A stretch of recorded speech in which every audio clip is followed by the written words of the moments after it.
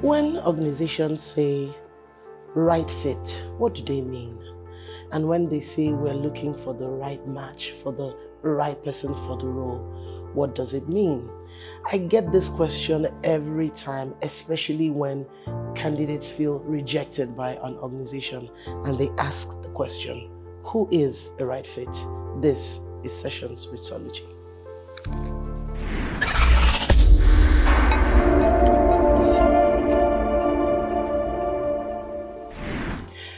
It can be quite devastating to get a rejection, especially when you feel that you are so qualified for a role, like you feel you have it down packed in terms of experience, qualification, job role, everything. It's even more devastating when you don't get a feedback, you don't get a call back by HR saying, this is why you were not chosen. And so I've often had people ask me this question. What exactly are organizations looking for? You know, that rejection can hit so hard and it makes you question everything. And I mean everything. I'm not smart enough. I'm not good enough. I've even often had people who have gone to the extent of finding out who are the employees in these organizations and what makes them better than me. That rejection can hit hard. And people say, what are you guys looking for? Let me get some things straight for you. 1, a job role rejection is not a rejection of your person. It is not a question of your value or a question of your skills or competence. It simply means we do not fit. We are not a match. If you understand that, it makes the rejection a bit easier. Second thing is a job role rejection is not an estimation of your value or a measure of your competence.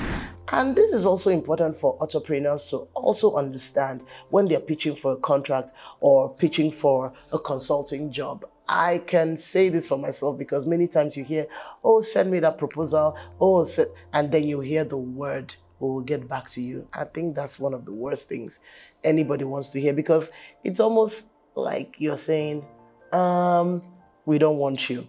So when you hear these words or you do not even get a call back, please do know that it is not a measure of your value.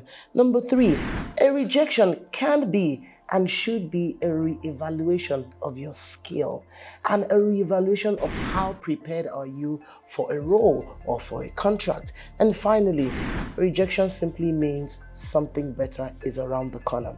So what are organizations looking for? There are 2 things that are very crucial in selection. We call it person job fit and person organization fit. Person job fit and person organization fit. A person job fit is simply how well are you suited to a job role in terms of your skill, your qualification, your experience, especially in that particular job role. I will pause here to say, please stop applying for jobs that you don't qualify for. And it is not a fake it until you make it thing. And it's not about adjusting your CV to a particular job role. It doesn't make sense to be a nurse and apply for an engineering role. It doesn't make sense. It sounds ridiculous, but I've seen many people do it. Person job fit means that with regards to your skill as an administrator, as a HR, as an engineer, this job role is a fit. With regards to experience is a fit. With regards to my technical competence is a fit.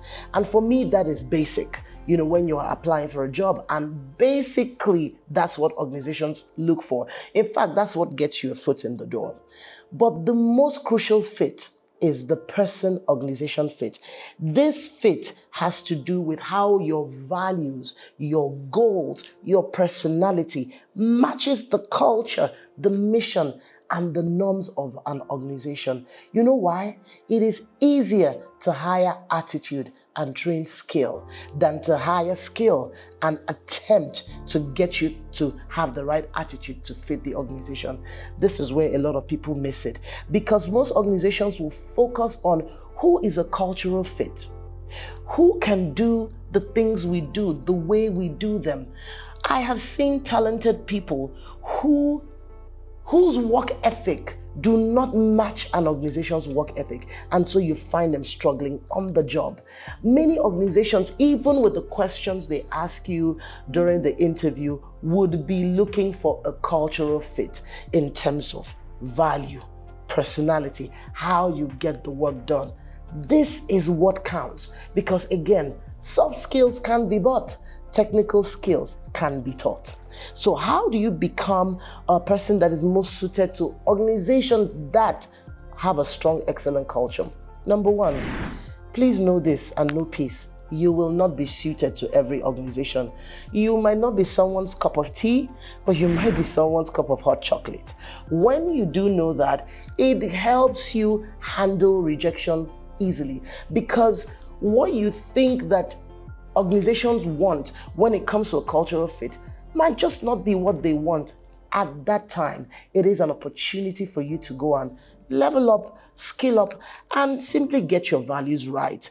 Number two, please develop a strong personal value and work ethic. I might sound as a broken record every time you listen to my videos, but you're going to hear this. If you don't have strong personal values, you will find it difficult to fit into organizations that have a strong culture, organizational structure. What do I mean by personal values? How do you approach work? How do you get to work? How do you do the things you do? Is it okay to manage reports with errors? Is it okay to look anyhow just because you feel, oh, that's my personality? For you to match an organization, you have to understand how they work, how they think, how things are done. Every organization wants your personal brand to match their brand. So please develop strong personal values. How are you present? What is your disposition to being on time? What is your disposition to work? These are some of the things that cannot be taught. You either have it or you don't have it. Number three, please research an organization before you go in for an interview. What is the company like? Are they liberal? Are they conservative? Are they structured? So I know you might be on the liberal side, but you need to find out whether the organization is on the liberal side. You might be conservative, but you need to find out whether the organization is on the conservative side. In other words, study their tone. You can get all of this from their website by interacting with some of their products and services. You would understand the mood and the tone of an organization by interacting with their products. Don't just apply to any organization. And listen, if you have personal values, when you research, you would know whether your values match with that organization. Because remember, this is a matchmaking. You have to be right for the organization, and the organization has to be right for you. And finally, have a personal vision and mission and setting goals. Be definitive about where you're headed.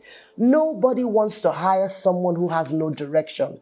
You can't just be going anywhere. Anywhere won't do.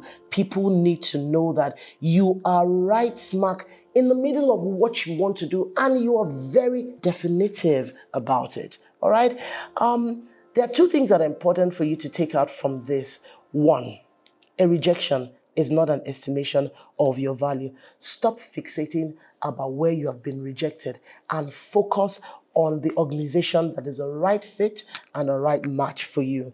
Number two, I think as HRs, we should adopt a proper interview feedback. Can you please tell candidates why you are not going on with their candidacy, why they are not a good fit for the job? You know what it will help them do? It will help them level up, go back, reevaluate, and become a better fit for some other organization.